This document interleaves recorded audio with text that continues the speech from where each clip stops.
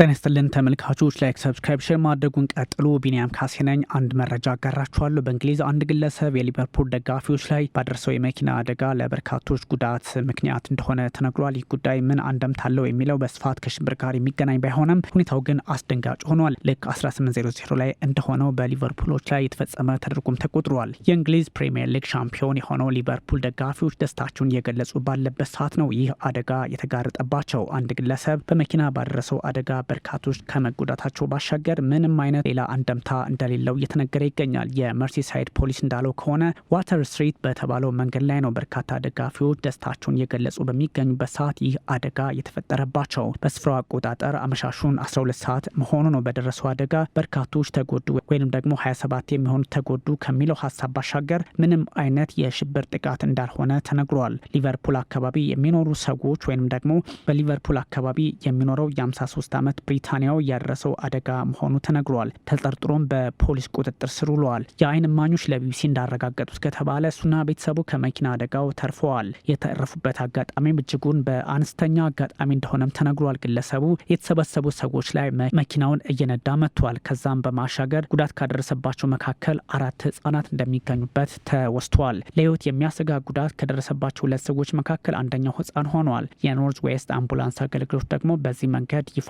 ማድረጉ ተነግሯል። ባለስልጣናት ክስተቱ እንደ ሽብር ጥቃት አይቆጠርም በሚል ለማስተባበል ቢሞክሩም ሌላ አንደምታ አለው የሚሉ ግን አልጠፉም። ሰኞ ከሰዓት በ10 ሺዎች የሚቆጠሩ የሊቨርፑል ደጋፊዎች ደስታቸውን በመግለጽ ላይ ሳሉ ይህ መሆኑ አነጋጋሪ ጉዳይ ሆኗል። ቡድናቸው የእንግሊዝ ፕሪሚየር ሊግ ሻምፒዮን መሆኑን ተከትሎ ያደረጉት ደስታ መግለጫ ሲሆን ግን ዕጣ ፈንታቸው 27 ሰዎች የሚሆኑት ጉዳት ሆኖ ተመዝግበዋል። የሊቨርፑል እግር ኳስ ክለብ በአደጋው ለተጎዱ ሙሉ ድጋፍ እንደሚያደርግ ያስታወቀ ሲሆን እንዲህ አይነቱ እንቅስቃሴ ደግሞ ነገ ከነገ ወዲያ በእንግሊዝ ፕሪሚየር ሊግ ላይ ጥቁር ጥላ ሊያጠላ ይችላል የሚል መረጃም እየወጣ ይገኛል። የእንግሊዙ ጠቅላይ ሚኒስትር ሰር ኬር ስታርመር በሊቨርፑል ጎዳና የደረሰውን ክስተት በጣም አሰቃቂ ብለውታል። የአደጋ ጊዜ ሰራተኞች ላሳዩት ተግባር ደግሞ ምስጋና ይገባቸዋል በሚል ምስጋናቸውንም ለመቸር ሞክረዋል። የአይን እማኞች እንደሚሉት ከሆነ ተጠርጣሪው አደጋውን ያደረሰው የሊቨርፑል ተጫዋቾችን ይዞ የነበረው አውቶቡስ ካለፈ ከ10 ደቂቃዎች በኋላ እንደሆነ ተጠቁመዋል። ፖሊስ ተጠርጣሪውን አደጋው ለምን እንዳደረሰው እስካሁን ግልጽ እንዳልሆነ ተናግሯል። የመርሲሳይድ የእሳት አደጋ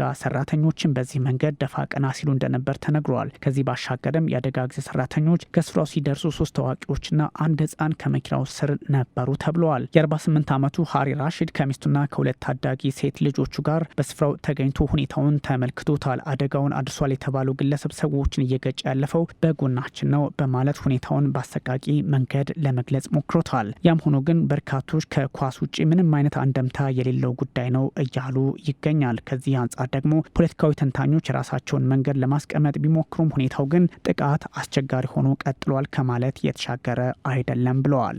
ወደ ሩሲያና አሜሪካ ወስዳቸዋለሁ። ሩሲያ የአሜሪካው ፕሬዚዳንት ዶናልድ ትራምፕ ስሜታዊነት ይታይባቸዋል በሚል መክሰሷ እየተነገረ ይገኛል። የክሬምሊን ቃል አቀባይ ዲሚትሪ ፔስኮቭ ናቸው ይህን ያሉት። ክሬምሊን ዶናልድ ትራምፕ ስሜታዊነት እየታይባቸው ነው በሚል ሀሳቡን ከመስጠቱን ባሻገር ፖለቲካዊ ውስብስብነቱን ሊያስቀጥለው የሚችል አስተያየት ነው ተብሏል። ትላንት ዶናልድ ትራምፕ ፑቲንን አብደዋል ማለታቸውን ተከትሎ የተሰጠ አስተያየት ነው። ፍጹም ቀውስ ናቸው ማለታቸው ደግሞ አነጋጋሪ ከመሆኑም በላይ የሁለቱን መሪዎች ግንኙነት ሊያሻክረው ይችላል።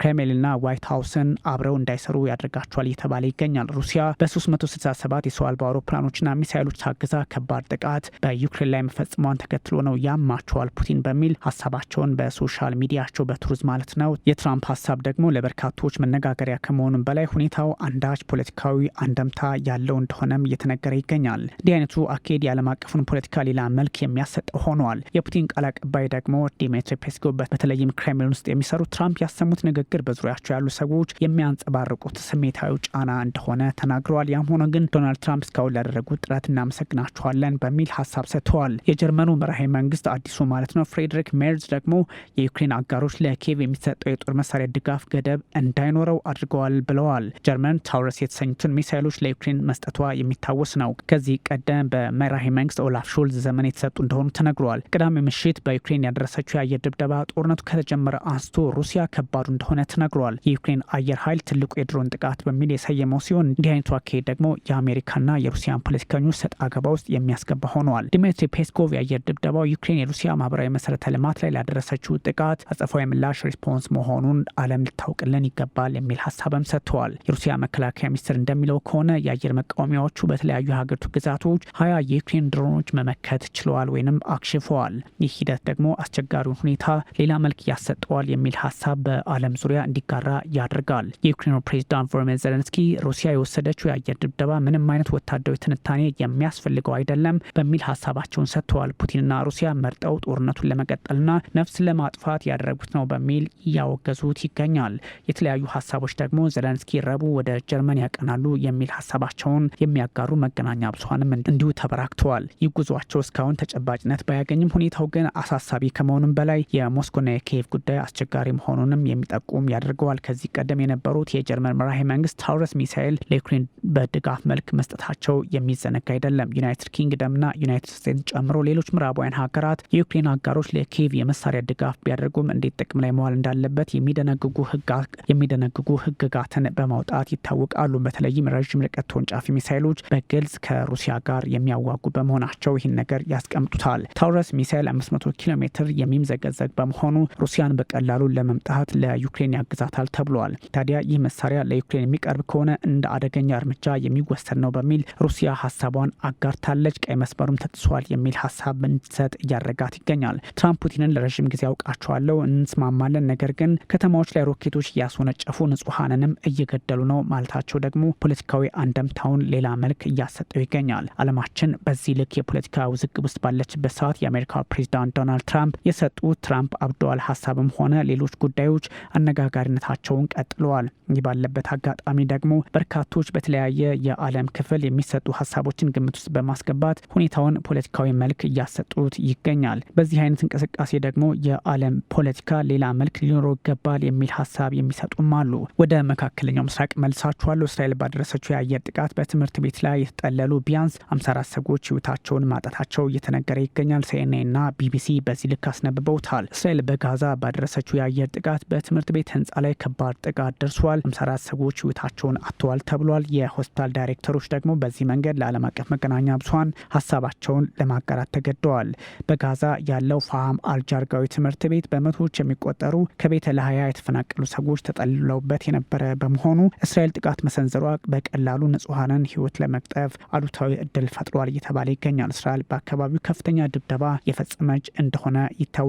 እግረኛ ጦሯም ገብቶ ሙሉ ጋዛን የመቆጣጠር ሂደት ላይ እንደሆነ ይታወቃል። ከተገደሉት 54 ሰዎች መካከል ትምህርት ቤት ውስጥ ተጠልለው የነበሩ መሆናቸው አነጋጋሪ ሆኗል። 35 ሰዎች እንደሚገኙበት፣ የተቀሩት በአካባቢው ተጠልለው እንደነበር መረጃው በግልጽ ያስቀምጣል። አካባቢው አሸባሪ ጥቃት ለማቀነባበር የሚጠቀምበት ነው፣ የጋዛን ህዝብ እንደ ከለላ የተጠቀመ ነው በሚል የእስራኤል ጦር ይገልጸዋል። ነገር ግን ሁኔታዎች ዛሬም አስቸጋሪ መሆናቸውን የሚጠቁም ተደርጎ ይወሰዳል። ህጻናትን ጨምሮ ብዙ ሰዎች በእሳት ተቃጥለው የሚያሳዩት አሰቃቂ ቪዲዮዎች መውጣታቸው ደግሞ በእስራኤል ላይ ግፊቱ እንዲጨምር አድርጓል። በህይወት የተረፉ ሰዎች ከፍተኛ ጉዳት እንደደረሰባቸውም የሚያስመለክተው ቪዲዮ በማህበራዊ ሚዲያ ሳይቀር እየተጋራ ይገኛል። በሰሜን ጋዛ የአምቡላንስ አገልግሎት ሰጪ ኃላፊ ፋሪስ አፋና ሀሳባቸውን በተለያየ መንገድ ለመግለጽ ቢሞክሩም የመማሪያ ክፍሎች በእሳት ሲቃጠሉ ማየት ደግሞ አሳሳቢና አስፈሪ እንደሆነ ዓለም ልታውቅ ይገባል ብለዋል። የተኙ ህጻናትና ሴቶች እንደነበሩበትም ሁኔታውን ለመግለጽ ሞክረዋል። የሐማስ ፖሊስ ዋና መርማሪ አልካሺ ከባለቤቱና ልጆቹ ጋር ህይወታቸውን ማጣታቸውም እንዲሁ ተነግሯል። የአልሀሊል ሆስፒታል ዳይሬክተር ዶክተር ፋይል አልናሄም እንዳሉት በጃባሊያ በደረሰ ሌላ ጥቃት 19 ሰዎች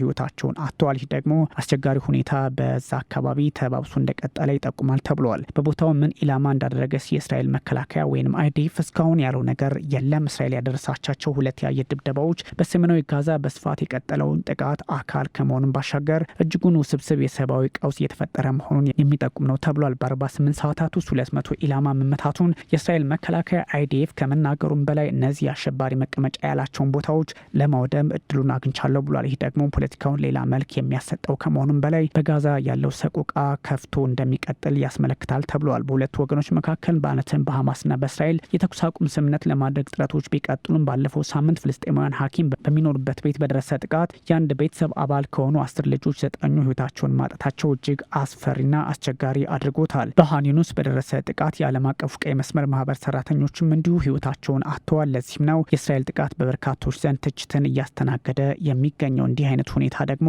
መልኩን እየለወጠ ሌላ አይነት የፖለቲካ ውዝግብ በመካከለኛው ምስራቅ ሊፈጥር ይችላል የሚል ሀሳብ ከግራም ከቀኝም መውጣቱን ቀጥሏል። የተለያዩ ሀሳቦች መውጣታቸውን ይቀጥላሉ።